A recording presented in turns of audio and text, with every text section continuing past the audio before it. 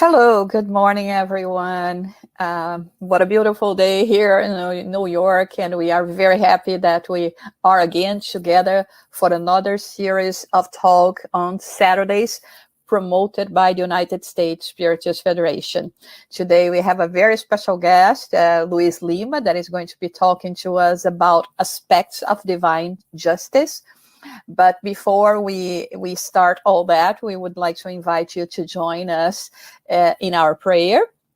And so by elevating our thoughts, uniting our hearts, we ask our Heavenly Creator for guidance, for assistance, for inspiration for our guest speaker, so that his words may reach us and may help us in our day-to-day lives to become better and to work on our inner transformation. May all the good spirits be assisting us at this moment, may be together with us, cleansing our homes and ourselves, and may we feel the love and enlightenment that all those gatherings bring to us. And with that, we start our talk. Let me first introduce to you LUIZ LIMA. LUIZ LIMA has begun his journey in Spiritism since 1990 as a serious researcher on the scientific aspect of Spiritism.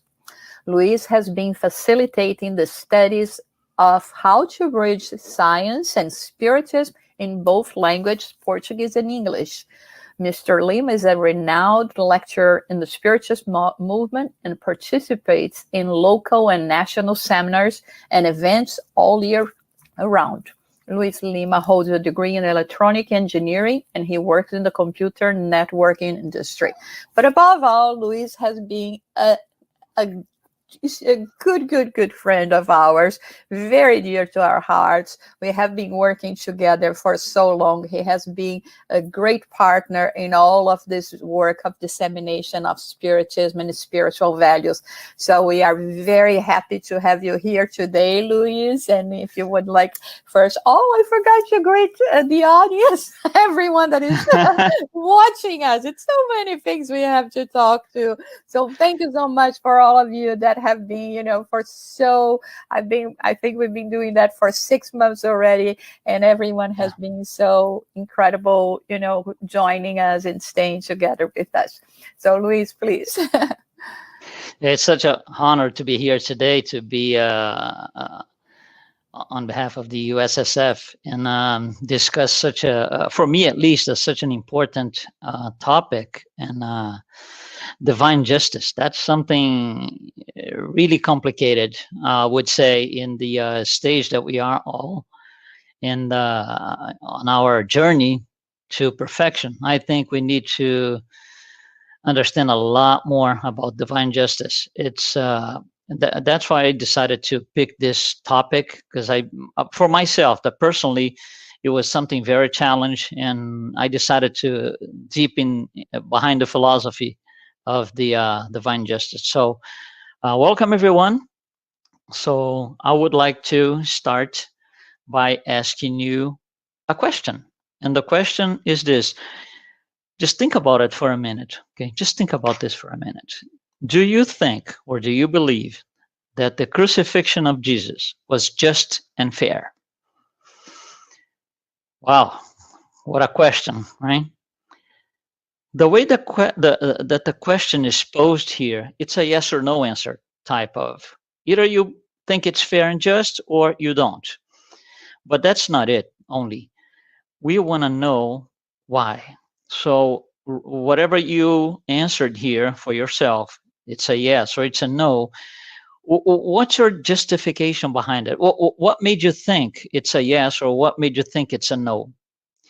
This is very, very, very challenging, because if you look at human history or history of humanity, throughout all these 2,000 years, there are different opinions, there are different justifications. Even today, you might think one thing, the person next to you might think something different. So what we want to do today is dive a little bit behind the scenes, if you will, of what divine justice should mean to us. And then we're going to come back and try to address the question again at the end of it. So we are going to start in 1857. That's the same year the Spirits book was published in Paris, France. But we're going to start here, right here in the US. This man that you see on the screen here, Dred Scott, his history, his story is very puzzling, to say the least. He was a former slave in the early 1800s, and his owner lived in a state that did support slavery. That's why he was a slave. He was born within slavery. So, you know, he grew up as a young man. He became a man. He married and so and so. At one point, he was sold. His owner sold him to another owner. And this second owner moved from the state he was to another state. The state he moved to did not support slavery. And this same guy moved 6 other times. And all the states he went to, they were not in support of slavery. So slavery was forbidden in those states. So at one point in his life, Dred Scott said to himself and to his wife, well, I've been, you know, living in free, if you will, free states, or those states that do not support slavery for such a long time. I think I am entitled to the American citizenship. So he goes into whatever proper channels, fills out the forms and everything else, requesting his American citizenship. And the answer, there was, of course, an analysis and judgment. The answer came back as a no. You do not deserve the American citizenship. 9 judges voted on his request. For each of these judges had to justify why they were granting or not the American citizenship to Dred Scott. And that then, so with these answers and justifications from each of the 9 judges, a documentation was assembled. And from this documentation, a huge amount of paper, from these documents, we extracted some of the phrases that will justify the answer, why he wasn't granted the American citizenship. Number 1, this is in 1857, okay? So this is a straight copy of the documents. No editing, nothing like this. A Negro is not a human person and is property of his owner. A free Negro of the African race is not a citizen within the meaning of the Constitution of the USA. They are regarded as beings of an inferior order with no rights which the white man was bound to respect. Those who believe slavery is wrong should simply refrain from having slaves. And a man has the right to do anything he wants with his property, including his slaves. And lastly, the Negro might justly and lawfully be reduced to slavery for his benefit.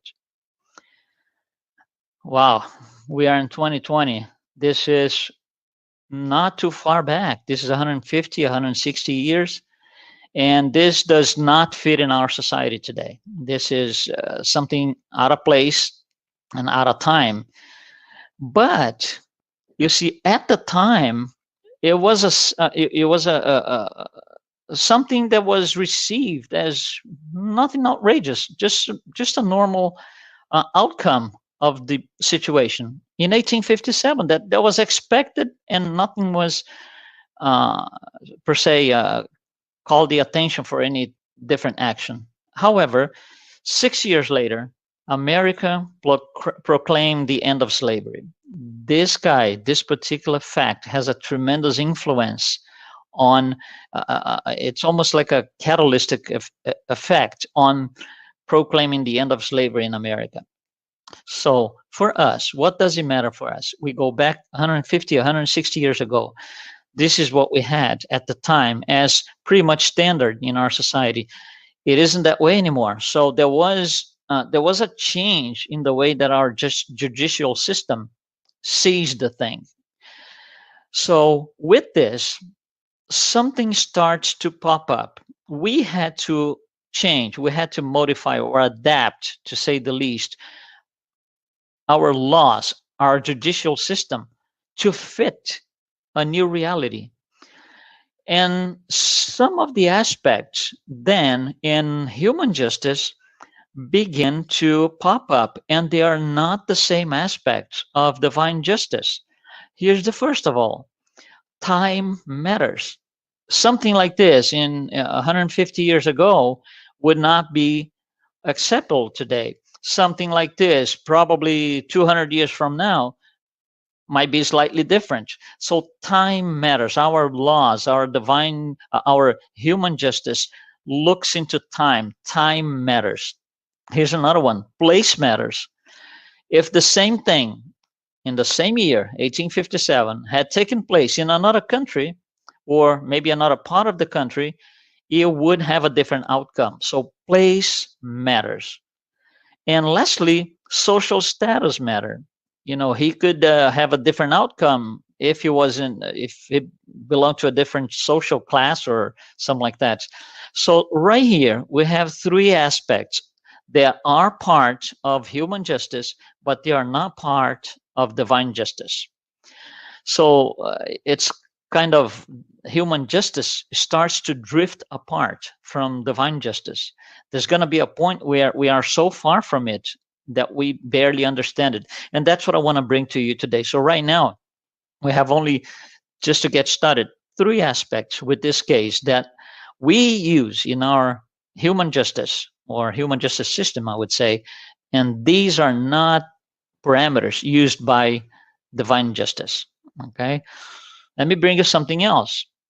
This is one of the most puzzling communities in the world. It's slums in a community called Rocinha. It's in Rio de Janeiro, Brazil. It became a high touristic point for, you know, people around the world, because it's such such a difficult thing to understand, that it's spoken so much out there that tourists from different countries, they want to go in and see. And this is just a conglomerate of you know, slums, and it's just awful. But I wanted to bring this to you so we can analyze a little bit. What you see here is a picture, it's a photograph taken from the back of the slums, if you will, on top of the hill, looking down, and you see a little bit of the slum on the bottom part of the photograph. Then you see an avenue, and then you see some nice buildings by the beach. The bottom part here is the slum, is the community, Rocinha. Those buildings are where the richest people in the country, not in the city, in the country, live. Those are the wealthy people. And these two things are separated by a 4-lane avenue. 2 lanes one way, 2 lanes another way, and that's all it is. So it's a tremendous contrast. They are literally, if you will, side by side. So there are 2 neighborhoods around this community, and these 2 neighborhoods, again, they are where the richest people, the wealthy ones, are. The population of this community, it's about 70,000 people. What is 70,000 people compared to what we know here today? It's a mid-sized town. It's the size of a mid-town in the US, 70,000 people.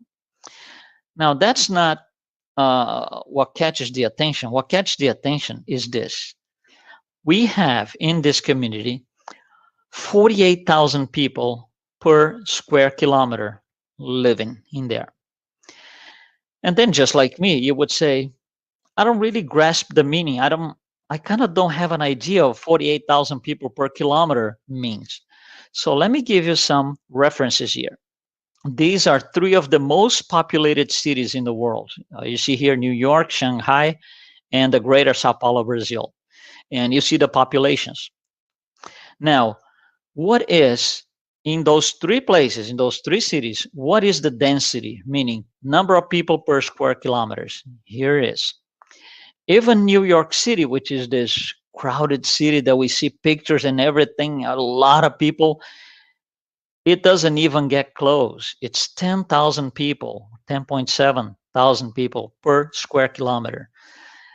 This community in Brazil, Rio de Janeiro, is 48,000. So everything is like compressed. Everybody's living compressed. And this is another picture so you can have a better idea. A wider picture, you can see the wealthy ones down in the back, and a more wide view of the community. Now, one interesting thing is there is a photograph, which is this one. This became a reference for us to study. It's an iconic picture. It became an iconic picture, and it's used in studies to analyze rich and poor, wealthy and miseries, stuff like this. It's a well-known iconic picture, like I said. What you see here is on the left side of the screen, that would be the community, Rocinha. On the right side is one of the nice buildings, and you can see they have each apartment has its own patio with a pool. So it's a nice setup, a nice thing. So then I ask you, let's think about this together, actually. Suppose that you live on the left side. So you're living in the community. You open up your window, or you go out to the streets there, and what you see is what's on the right side. Do you think that the people living on the left side, do you think they like what they see? Do you think they see this as a just situation? For them, there is no justice, because they see a tremendous inequality here. They think they are entitled to have about the same thing that the guys on the right do. Now go the other way around. Let's see. Let's think that you live on the right side. You live in one of those nice apartments. You go out to your patio, and when you look out, what do you see? A nice conglomerate of nice things? No. You see what's on the left. So your view is not nice. Do you think the guys on the right side think it's just because they paid a ton of money for that place, that apartment, that location, and they don't have a nice view? Do you think they think it's just that they have to look at the left? They don't. So you see, the people on the left don't think there's justice. The people on the right don't think there's justice. So it's incredible. Like, both of them don't think it's just. So what happens here? Again, we are using parameters to justify that it is or it isn't just, but these parameters are not used by divine justice. First of all, we already saw three, right? Remember, place, time, and social status. So here's another one. Our justice is all fragmented. When I look from one side to another, I filter out everything else, and I look at what I want on that situation. I don't have a broader view. It's all fragmented. Our human justice is completely fragmented. We only look at what matters to us at the time and that place, right? Another one, human justice is based on revolt. If I revolt against something, it's not just, by definition, almost by definition. That's our natural way of thinking at the stage of evolution that we are.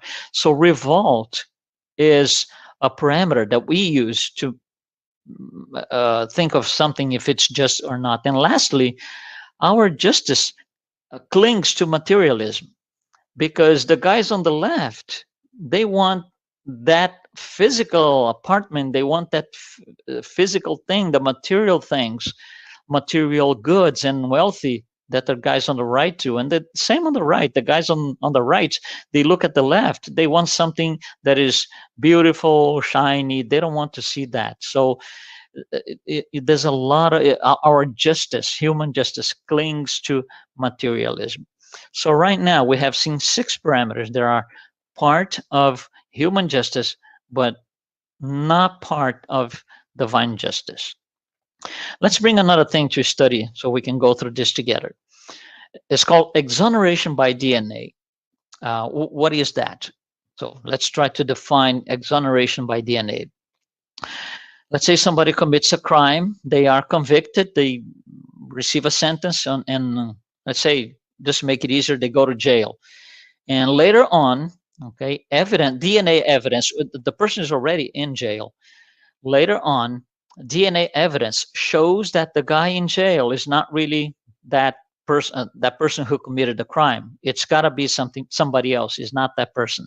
So that person is set free because of DNA evidence.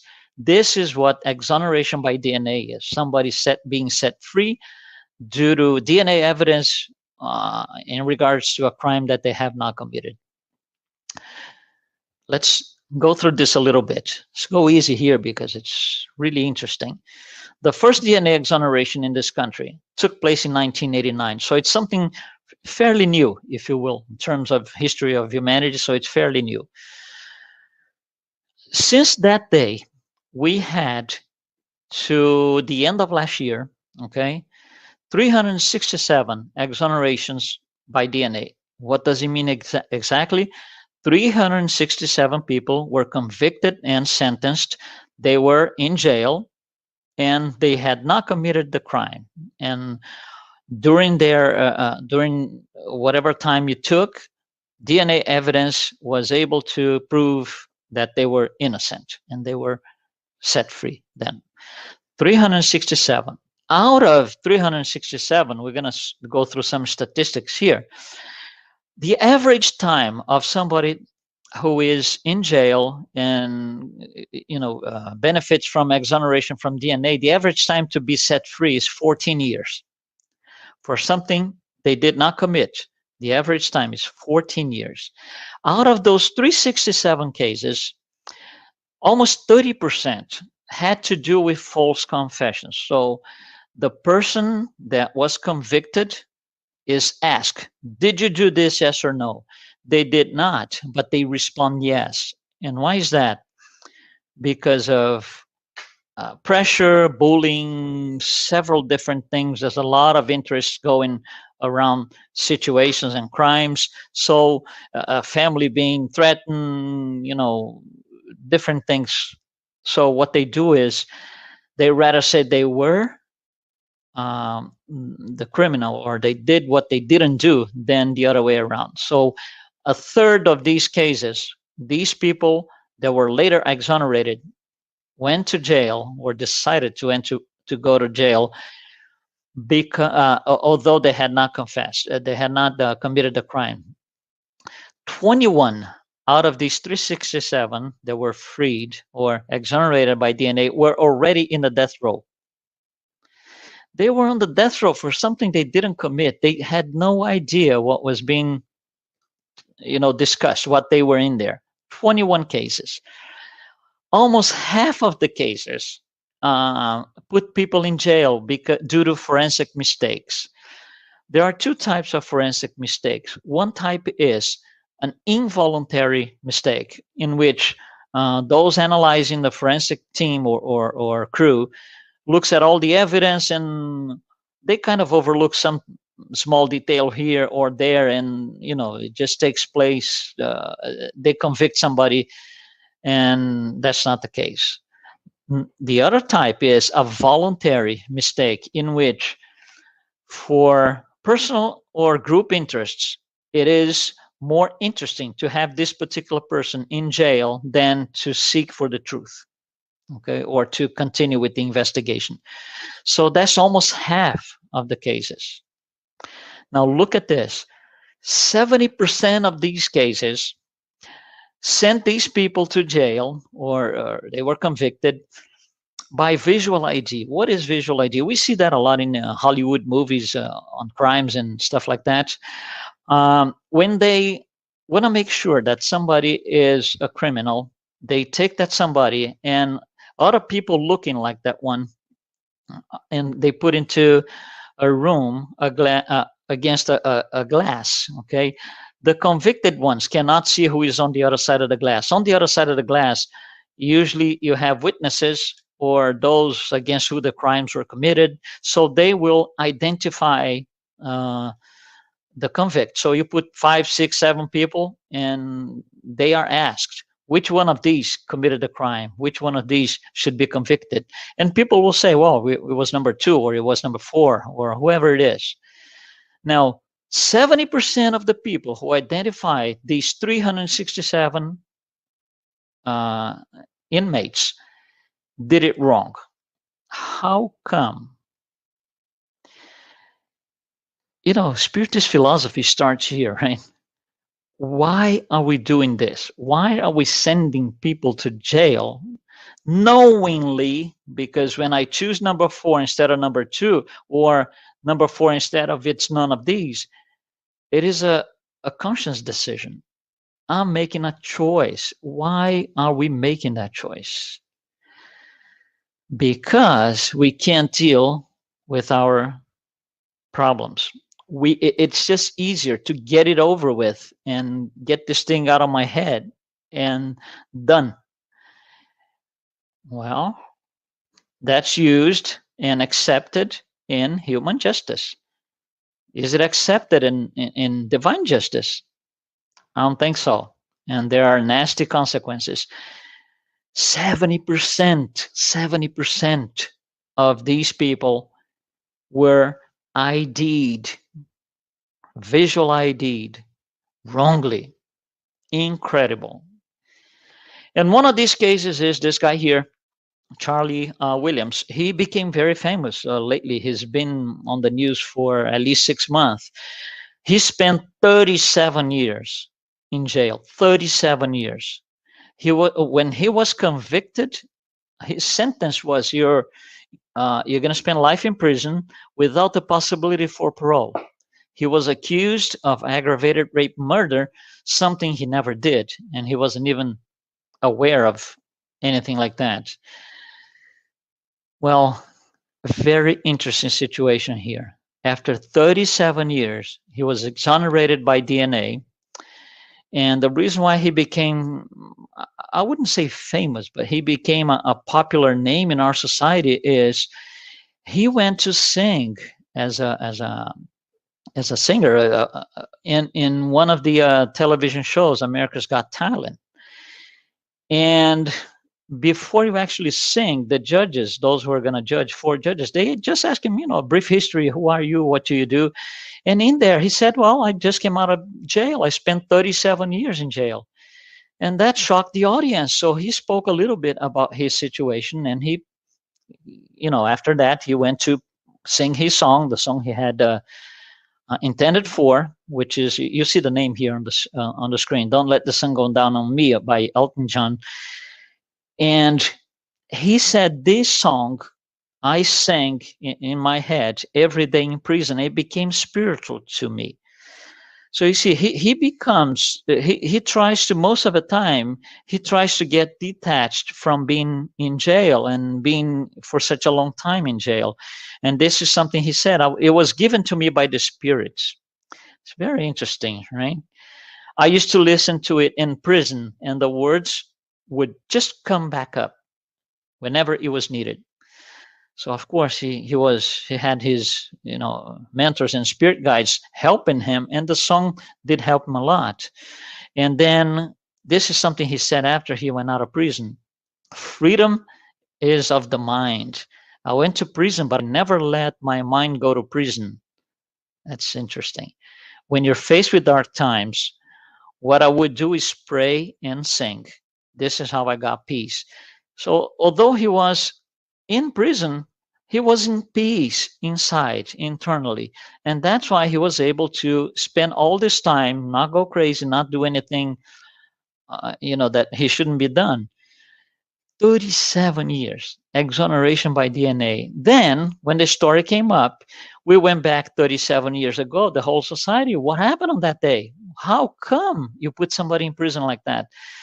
And it turns out that the woman who was the victim went to ID, and she did not ID him. Then the person, it was a small town in Louisiana, the person who was in charge of the investigation forced the woman to ID him. And she said, no, it was not him.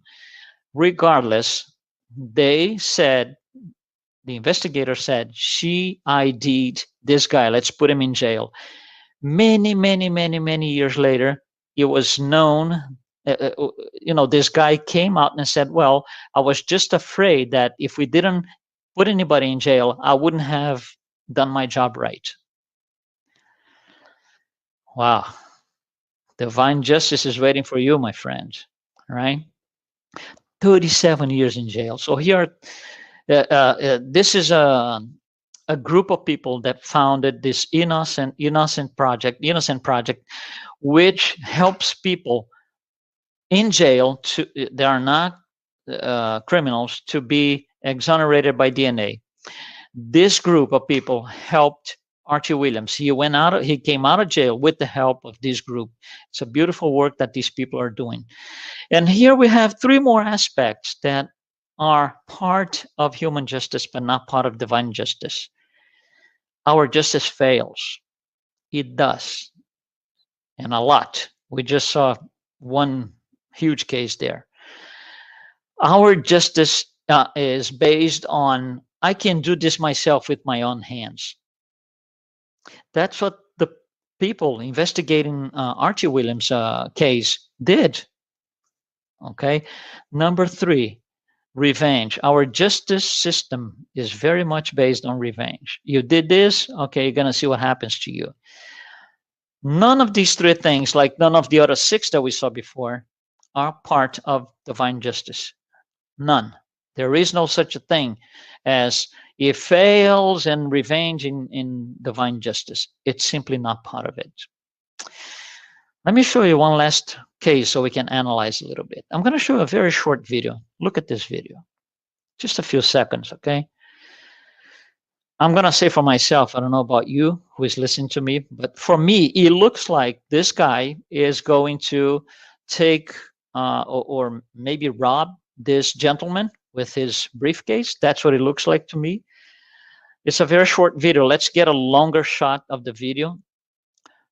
So the guy actually comes from very far. He's not near the gentleman. He comes from very far, crosses the entire road, gets to the gentleman, and he tries to protect himself by putting the briefcase in front of him. Let's look at a longer shot of this video. So for me, right now, this guy's convicted, should be convicted. This guy wants to rob the gentleman.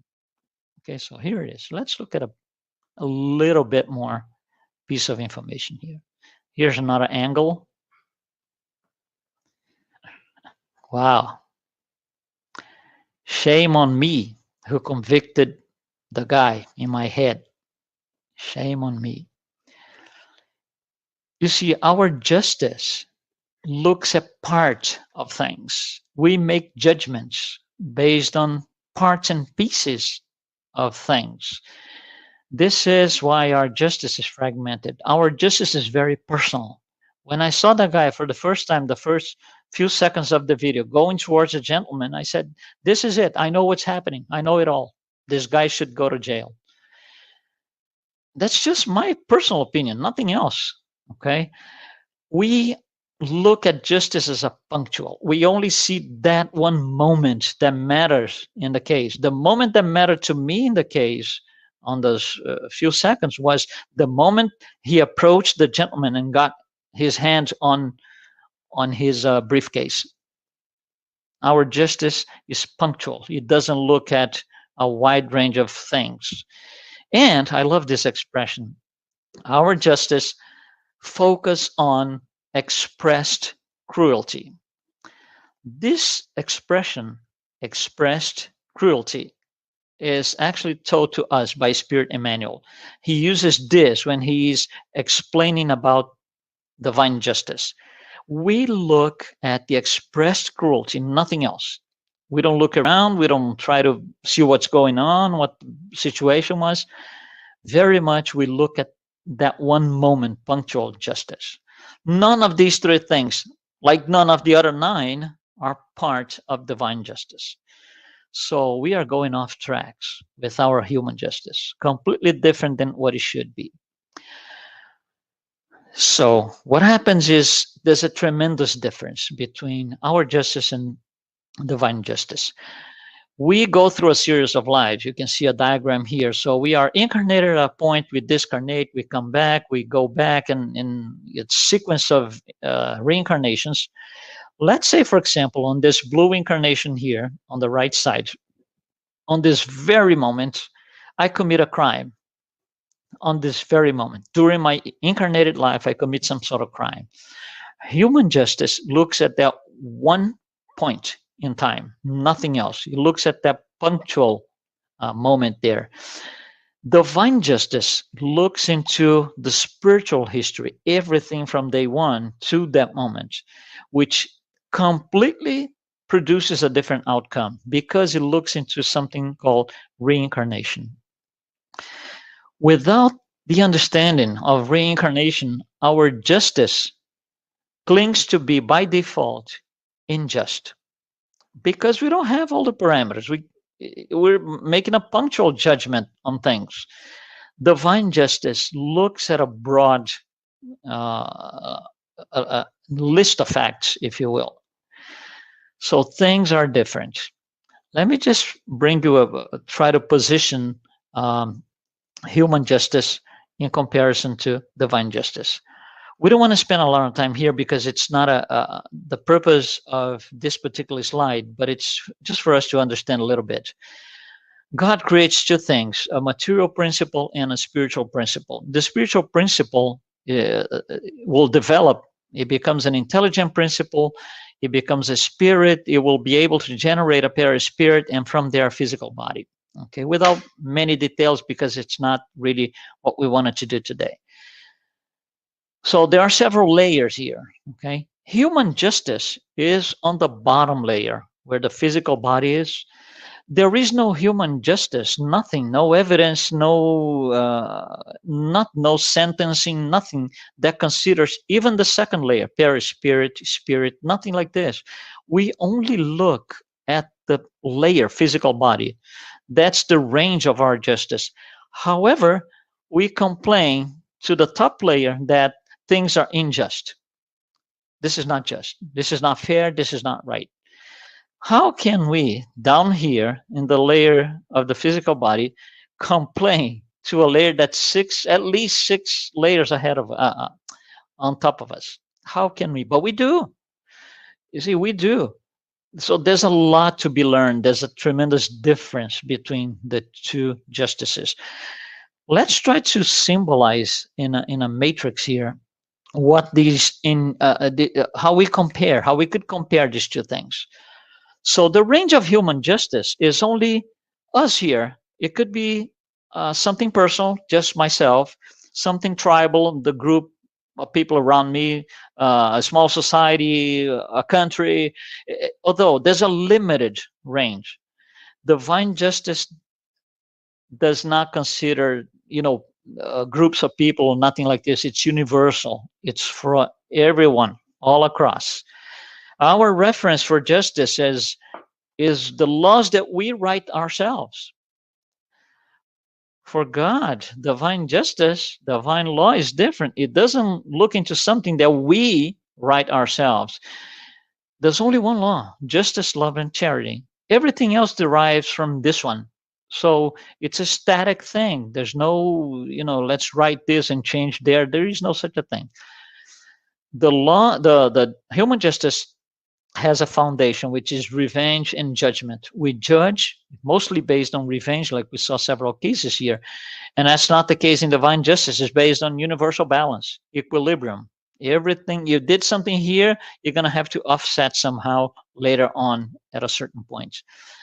What's the integrity of our justice?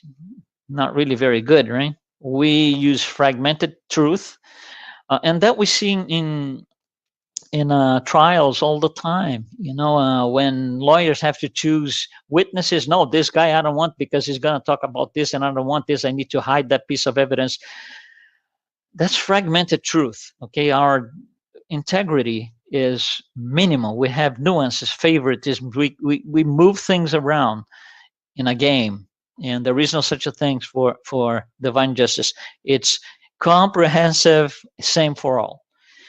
The longevity of our laws, of our human justice, is limited because things will have to change. We just saw in the first case when we spoke about Dred Scott in 1857, the slave.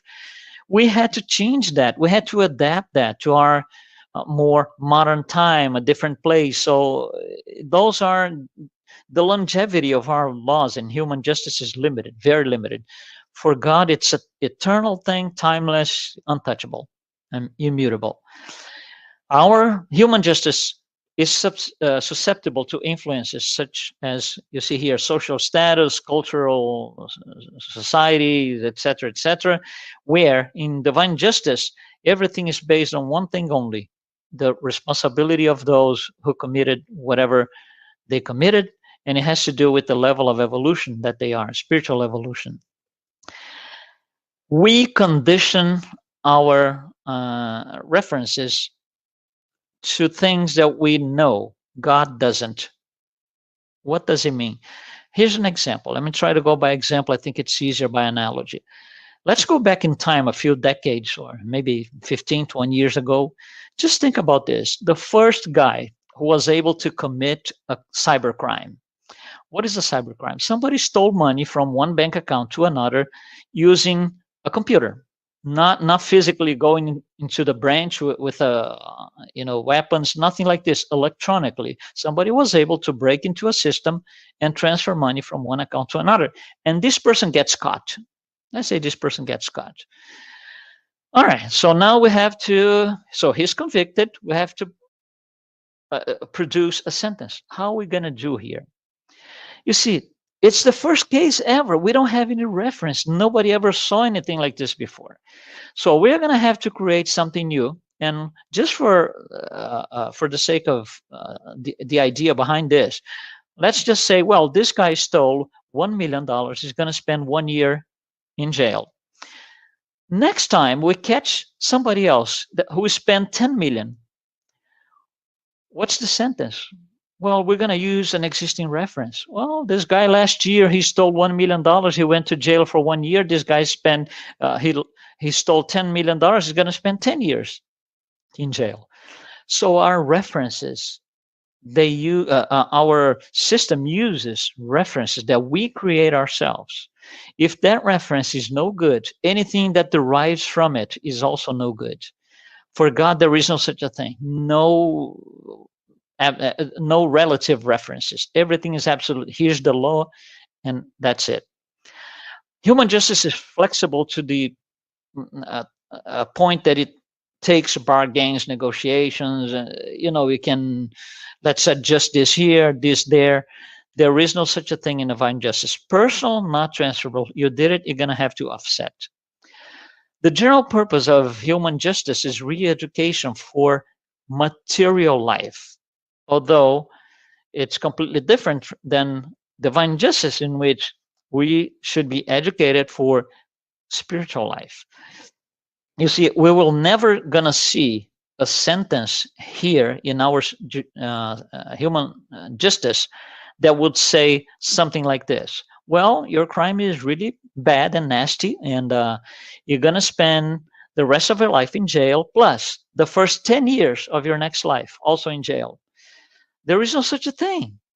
So our system here, our human justice, is re-education for this one material life only. So there's a limit to the max penalty that we can do, which is either death row or life in prison. That's it, because there's nothing comes after that for the judicial system. For God, no, that's different. Your penalty depends on yourself. How fast you want to improve? How fast you how long do you want this to take? It's on us. It's not a third party kind of thing. The visibility of our law is very limited, like we saw here in a couple of cases. It's punctual. We'll look at the thing at that time, although in divine justice, we just saw reincarnation becomes an important thing. So divine justice is based on something different to each one according to their deeds. Depends on what you've been doing since day one, life after life after life. Our justice clings to materialism, while divine justice does not. It's a cosmic thing. It's universal, same for all, that's it. Who is the judge in our human justice? It's a third party person. For example, let's say I committed a crime against somebody. So now I'm going to, be convicted, and I'm sitting in the trial, in my trial, and the person who's going, or the people, okay, who are going to give me the outcome of my sentence, they are people who do not know me. They do not know the victim. It's a completely independent person in terms of relationship to me and the victim. It's a third party. It's outsourced, if you will. For divine justice, that's not it. The person given the sentence is the offender himself, herself. Can you imagine in our system here, if I'm sitting in my trial, judge comes to me and says, listen, you've committed this and this and this and this. What do you think you should get as a sentence? And I will be the one deciding myself. That would be a disaster. You know that. And that's not what divine justice is. And lastly, the focus, we spoke about this before, the focus of our human justice is expressed cruelty, is the crime itself, is the sin itself. For divine justice, it's not. It considers a positive outcome of the situation. I'm going to come back here in a little bit. So, divine justice is based on balance, equilibrium. Human justice is not, it's different. So let's go back to this a little bit here. This is our list of trying to compare things side by side. I want to focus and look at the last one here. You see, we judge things based on expressed cruelty. Divine justice looks at the outcome if it's positive. With this in mind, okay, let me say this again. Divine justice considers the positive outcome, Spirit Emmanuel. With this in mind, we go back to the first question. Was the crucifixion of Jesus just and fair? And why? You have your answer. I have mine. Hopefully, we have the same answer. But hopefully, what we did here so far gives us, myself included, gives us elements to make a better, broader analysis. I'm not going to say judgment, analysis on things. Was there a positive outcome in him being crucified? If he had died from, say, old age, would the outcome be the same? Half of the planet following him, Christianity. Just saying. Think about that. This image defines everything, I think, because we do not understand divine justice. And we just saw that with the question how complicated it gets. Because we do not understand, often, really often, we are run over by it. Divine justice runs over us several times a day. We revolt, we choose and pick what's true, what's not. That's not divine justice, that's us. In the book Heaven and Hell, Allan Kardec will at length, it's a huge book, 500 pages, at length, study and bring us all sorts of information about divine justice. In there, there's a little section that in the modern translations became known as a small section called Penal Code of the Future Life, in which he's going to analyze things such as, well, these are consequences of things that we do. If we do this, that's going to happen, and so and so and so. Very interesting. Very interesting. It's worth a deep study. It's worth whatever number of hours we need to digest the information. It's not long, it's a few pages, but it will take time to digest. And I want to just bring a last thing so we can think together here. This is a statement, as you see. Imagine that you go to the stadium because you want to see the game. So you're sitting somewhere in one of the seats in the stadium, and there was a certain movement in which two players are, this is a soccer game, two players are with the ball, and one of them goes to the floor. I'm going to say that because I don't want to make any judgment. Okay, so one falls and the other doesn't. And at that point, you say, well, that was supposed to be a foul play. And the other person sitting by you, it's not. Well, let's analyze this here. Let's say I am sitting right there on that spot. By the way, just to make sure, okay, I can only sit in one spot. So I'm there, right there, spot A. And I swear to you, way of saying, I swear to you that it was a foul play. The person sitting on this other spot B at the same time on the same game is going to look at me and say, what's happening to you? You're wrong. The person sitting in here is going to say something different. And the person sitting here is going to say something different. And this one, and it goes on and on and on and on. And you have 60,000 people watching the game at the same time, not via television, not transmission, not recorded later, at the same time, 60,000 people. And you're going to have 60,000 different opinions. And why is that? And then it gets worse. Let's say, for example, I go home after the game and my folks at home ask me, how was the game? And I'm going to narrate to them what I think it happened on this particular scene. And I'm going to say, well, this happened and so and so and so. They did not see it. They were not there, but they're going to hopefully believe what I'm saying. So now we have somebody making a judgment who wasn't even at the game, just by listening to somebody else who was there and had their own opinion. Why is it so complicated? Who is right, who is wrong? Because, you know, some people are going to say the outcome of this particular scene was just. And some other people are going to say, we're not. It was not just. We are just observers. We are watching the game. I can only observe from my point of view. If I'm sitting on A, I cannot tell you what the guy sitting on E saw. I cannot tell you what guy sitting on C saw because I'm not there. All I can see are possibilities.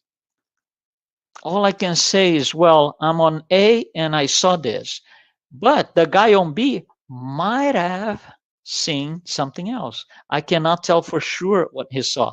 I can maybe create a probability, a possibility that he saw something different.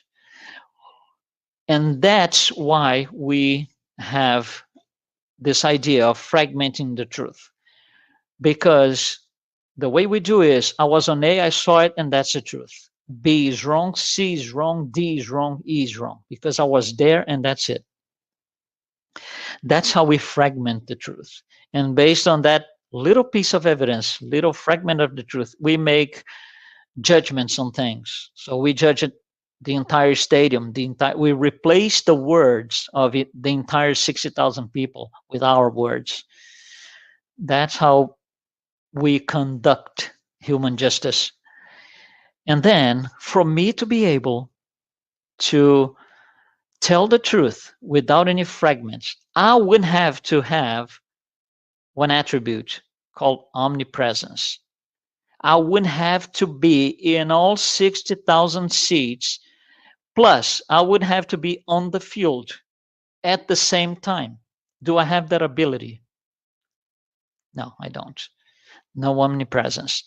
For me to be able to tell the actual truth, I would have to have knowledge of everything that happened at the same time. It's called omniscience. Do I have that attribute? I don't. And I would have to have another attribute called omnipotency, in which I can do it all. I'm able to produce the actual outcome, the only truth that there was. Am I able to do this? We're not. These three things, omnipresence, omniscience, and omnipotency, take away from us any possibility that we have the entire truth in us, within us. It's not going to happen. And that's what we use for human justice. Thus, human justice and divine justice are never going to be the same. It's difficult for us to understand divine justice because we don't have the three basic attributes: omnipresence, science, and potency. So, hopefully, you can give it some thought. I myself, I spent a lot of time, a lot of years thinking about all this thing because it was very challenging for me. It was very challenging for me when I was reading something. That was probably about 8 or 10 years ago. I was reading something and it just hit me. You know, everybody, going back to the time of Jesus, everybody says, you know, it was not just and fair and so and so. But there were those who said, no, it was just and fair. They put him on the cross. So regardless of who did, some people thought it was fair. Some people thought not fair. And I said, what do I think? But mostly, why do I think? Saying yes or no is not enough. Justifying my answer from my heart with conviction. It took me years to get there because I didn't have the right tools. I had to reread Heaven and Hell. I had to read a lot of Spirit Emmanuel's information to get to this. So hopefully, you know, you can do the same and answer from your heart always. So thank you.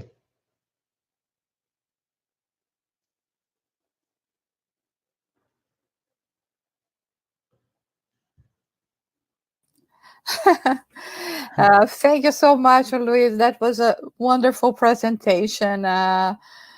Everything that you brought today gave us a lot of things to reflect. Definitely, especially, you know, concerning our own behaviors. Yes. Which is something that we should be really focusing. And we have a few questions here that we would like to bring now.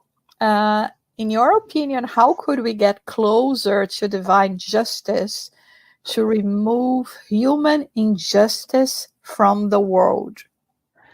Well, human justice is centered on us. We make the laws, okay? And sometimes it gets so bad that we make little micro laws like this, for example. You see me in yellow shirt here, right? So my law today is people in yellow shirts are bright. Okay. Tomorrow, you're going to see me wearing a blue shirt. And you're going to come to me and say, oh, you're not bright anymore. I said, no. People in blue shirts are bright. So you see, I had to change my own rules because that justice, that reference that I used was just for myself at that time and place. As we go along and we understand that justice is not centered on us, it doesn't make sense to center on us, we will move away from being wrong, if you will, and automatically puts on a better, a right track to being right or closer to divine justice by eliminating this selfishness that I am right, you're wrong. You know, the pride is what kills everything. Pride is a big enemy. Right? So I think that's what we should consider. We judge bad because of our pride and selfishness. Okay, thank you. A question from Glaucio. Thank you, Glaucio. How to best filter out the legal element of the Old Testament and extract these eternal teachings? That's something interesting. If you take the New Testament, you're talking about the Old, okay? If you take the New Testament and you look at what Jesus was doing, he was picking up the Old Testament and extracting some of the elements in there that had to be passed along. Some other elements didn't matter. And Christianity in general, it looks like it didn't understand exactly that. We Spiritists, we take the entire New Testament, and anything that is a narrative is out, is filtered out. It doesn't matter if you went up the hill or down the hill before speaking, before teaching. What matters is the teaching itself.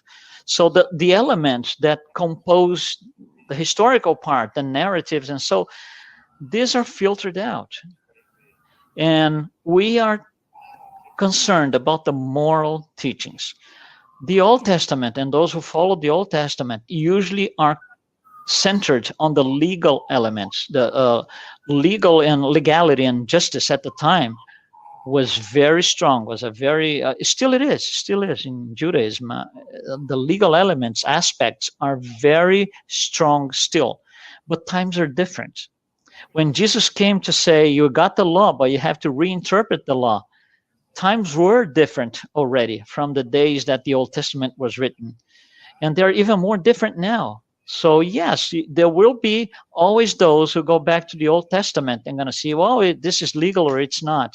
This should be done or should be not. Again, that's human justice because it's looking into something that is corruptible in the good sense. I'm talking about corruptible meaning destroyable, okay? Destroyable by time and place. Those laws, at one point, even for those who follow today, they will change with time and in different places. But the moral teachings, the morality behind this, all of this, will never change. It's always going to be there, and it's always going to be the same because it comes from the highest level above, which is the supreme intelligence. While you were talking about it, I was even remember a statement from Kardec where he says, when referring to the gospel according to Spiritism, right, that the moral doesn't change. I mean, everything else, even like he said, the book Genesis, item 55. I mean, if science comes and proves something is not that way anymore longer, we just go and follow science. But the moral, especially the moral that we learned from the teachings of Jesus, from divine justice, that it's, it's lasting and it's the same. It's timeless. Yes, timeless. Exactly. Thank you. You see, I think the difference is the integrity. Mm-hmm. The integrity. Our laws have a questionable, of course, integrity. Divine laws does not. Mm-hmm. You will never change. Immutable. That's it. Yeah. It was the same 3,000 years ago. We will be the same 20,000 years ahead of us. So. Yeah, I like it very much how, you use this word so powerful, integrity. It's you nailed. Okay, let's go to the next one. In terms of wealth, the Gospel according to Spiritism tell us that it is important to have it to foster progress. How can we conciliate this idea with the situation of poverty we see all around? You see, wealth is not a crime. That needs to be understood. Wealth is not a moral crime. It's not even a social crime. We need wealth because wealth provides us with basic resources to do things. Wealth is neutral. The amounts of money, that's neutral. What we do with that is what matters. You see, wealth is on the material side of things. The intelligent principle, that's us. That's on the spiritual side of things. So what the intelligence does with the material things, that's where the problem is. The problem is not wealth. The problem is how we handle it, how we deal with that, how we look at it. If we look at it and say, all the money in the world should be mine, there's going to be one outcome. If I say, well, I can take this little piece here and I can use for this charity work and leave something else for others to do the same, that's a completely different outcome. Divine justice does not go against the material part. It goes against the spiritual part, which is us. It goes against the intelligent principle. Okay, thank you. think I have another one. What about justice on our day-to-day lives? When people are unfair with us, criticizing and spreading lies and gossiping, how can we deal with that? There was a man 2,000 years ago who suffered that. He was gossiped on. He was, all kinds of things. How did he react? All right. He reacted based on divine justice, meaning if I do something now, if I attack these people who are attacking me, if I fight, if I do this and that, there's going to be a price to pay. There's going to be a price to pay. That's in the penal code of the future life, right? If you do this, that's going to happen to you. So how did he deal with that? By making use of divine justice. I should not do this because I should not react. I should not, gossip as the same way they do. I should not lie the same way they do or criticize, because this is going to have me offset. I'm not going to say pay. I don't like the word pay because it might give a wrong idea, but I'm going to have to offset that. So it's just better to, okay, they're doing this to me. They don't know what they're doing. Father, they don't know what they're doing. And pray for them. And of course, it's difficult. So people who do this to us all the time, maybe you don't want to be so close to them all the time, but don't get away from it. Don't walk away, because they are our way. They are our opportunity to face that and not react against divine justice. You see, stay in the battlefield. That's what I usually say. Stay in the battlefield. Don't run away from these people. Don't get away. We still need them to be here and say, I'm strong because I'm holding this really good. They're doing this to me every single day, and here I am. And I'm not going against divine justice. It's our opportunity to prove to ourselves that we can do it, and we will do it. We will prevail. And sometimes it's not only that, you have to put it in the equation forgiveness as well, right? So it makes absolutely. it even more challenging. Much more. Yeah, these people, we call them enemies. They are our best friends, actually. They are best friends. And like I said, we should never run away from our best friends. If we have somebody that we kind of don't get along with, if you will, and every time you're around that person, you feel this and that, that's the person you need to be with at times to practice that imperfection. They will be like, touching us all the time with that. And we need to work on those. They are just telling us, work on that. So keep us on check, right? In check. Yeah. Yeah. Okay, I don't think, we still have another one. Do you believe the lack of justice is still prevailing in our world, prevents people to believe in God? You see, justice is human justice here that the person is mentioning. It's human justice. And human justice, here's an example. If you go to a terrorist, okay, and you have an interview with them, and you sit down with them and say, do you believe what you're doing is wrong? What do you think the answer is? He's going to say, of course not. I'm doing the right thing. He's one of the 60,000 people in the stadium. Mm-hmm. Okay, I am another one of those 60,000 people in the stadium. Josara is another one. And you listening to us right now, you are one of them too. So when you say justice prevails, which justice? There are 7 billion justices in the world. Each one of them created by us, by one of us. So there's lack of justice. There's always going to be, because some people will always say, I'm right and you're wrong. It's human nature. It's the way that trials and expiations works. That's what we're here for, to deal with things like this. So by definition, is there always lack of justice? Yes. But then, which justice are we looking at? Human justice. If you look at divine justice, there's no lack of justice. Otherwise, you're telling us, if you believe in lack of justice, you're telling us that the crucifixion was unfair and unjust. And you're going against the number one law, justice, love, and charity, because God doesn't do anything unjust. Okay.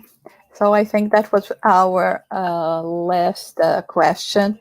Once again, we want to congratulate and show our gratitude to you, Luiz. I hope you will be able to come back soon and do another great work for us. It's always a pleasure to be with you. Thank you so much, everyone that have tuned with us today, everyone that has been following these talks. And remember that you can at any time watch it again, send to others. I think this one is really for people to hear. You brought wonderful things really for us to think about. And next week we will have as our guest speaker Adrian Alvarez, that is going to be talking about the psychology of gratitude, why we remain grateful even in difficult times. So don't miss that. And at this time we would like to invite Luiz for his final words, and also to conduct the final prayer for us before we finish this presentation today. Thank you so much. Okay. All right. So I just want to maybe say that divine justice is difficult. That the purpose of all this talk that you here and I participated on is not to bring the idea, oh, this is so hard, so difficult. That's not it.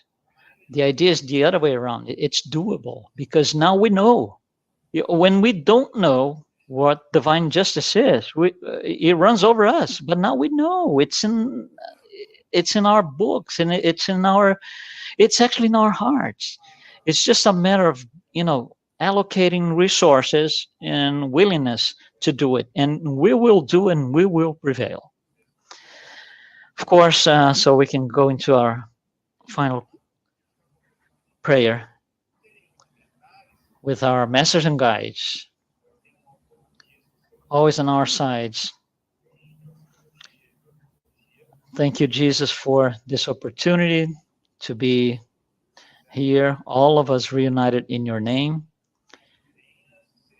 for another round of studies and discussion on your teachings, trying to understand and comprehend the greater law, justice, love, and charity. We wanted to thank the Father for all the blessings that we have received in our lives, our spirit guides that are with us every day in the journey, and that we can always focus on high above. Divine justice is what helps us go through the journey towards perfection. So thank you, Jesus, very much for this opportunity. So be it. Thank you, everyone. Have a great day, and I see you next Saturday.